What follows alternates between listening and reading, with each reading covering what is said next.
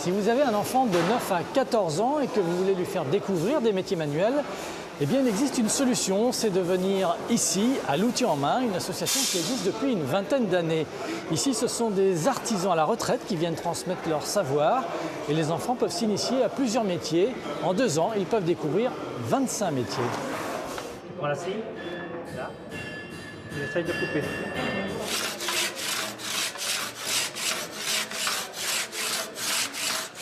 Alors, c'est dur? Oui. Non, comme ça. Comme ça. Tous les mercredis après-midi, pendant 2 heures, ces jeunes s'improvisent artisans. Dans ces ateliers installés dans les anciens abattoirs de la Flèche, ils viennent manier des outils et apprendre les bons gestes. Leurs professeurs sont des artisans à la retraite qui viennent donner de leur temps pour transmettre leur savoir. Là, va au bout, va au bout.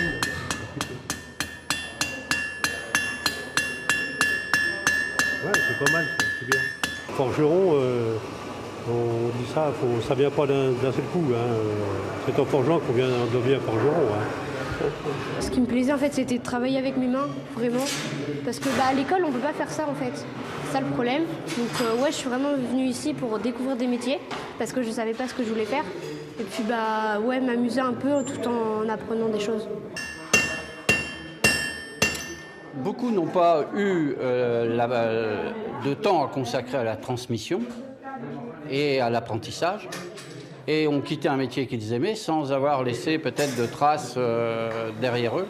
Et aujourd'hui, cette association, cette activité dans l'association leur permet de laisser des jeunes passionnés de ce qu'ils leur ont enseigné. Hop. En 10 ans d'existence, l'outil en main du pays fléchois a vu défiler 80 jeunes. Pour certains, ce passage à la pratique a été une révélation. Le sport, ça ne lui correspond pas. Et là, il a trouvé une activité qui, en dehors de l'école, qui lui plaît. Il découvre ce qu'il peut faire avec ses mains sans faire de bêtises. Vas-y, il y a encore une prise de disponible là-bas. Voilà, et on recommence.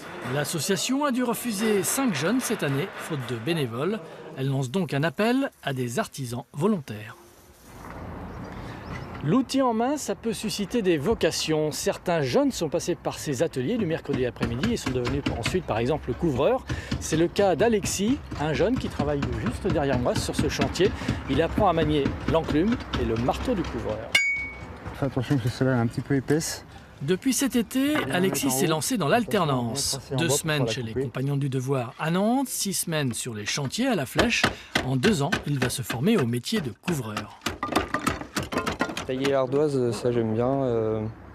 Ouais, les matériaux, travailler en extérieur, en hauteur. Et Alexis, là, vous en pensez quoi? Il va faire un bon couvreur? Oh, je pense qu'il a pris une bonne base, il a l'air de bien se mettre dedans. Bon, après voilà, il y a des petites erreurs de débutant, mais c'est normal, hein, c'est en faisant des erreurs qu'on apprend. L'outil en main, c'est une super idée, mais elle est victime de son succès. Il y a des listes d'attente, alors si vous voulez vous y inscrire, ne traînez pas, vous serez toujours bien reçu.